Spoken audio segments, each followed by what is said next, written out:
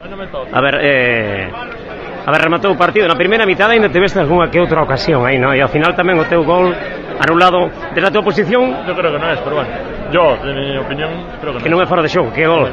Sí, yo no lo veo, si tengo a alguien detrás o no, no lo veo. Pero bueno, pasa nada. Una vez que nos llegaron, nos metieron un gol y a sufrir. A ver, empate na estrada contra o Estradense a unos. Xa perdeste aquí a penaltis na pretemporada co Pro Industrial. Na primeira mitade tiveste a ocasión, sí, pero na segunda mitade o equipo do Caselas afloxou un pouco, non hai que reconocelo. Baixamos a presión, de meter un balón fácil na espalda nosa. Foi o que aproveitaron a meter un gol. Non aproveitamos a la primeira parte. Nada que decir. Ahora descansar. Como sempre, ¿no? Subindo o ataque aí, ¿no? Siguen contando contigo, atrás e adiante tamén. Xa vou vello para isto, pero bueno.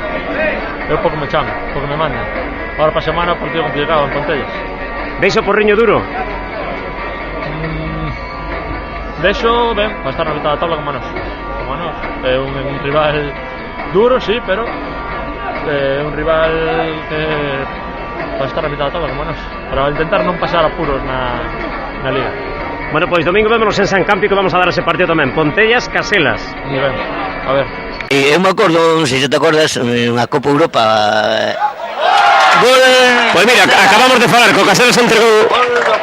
Pois, sí, pero está anulado.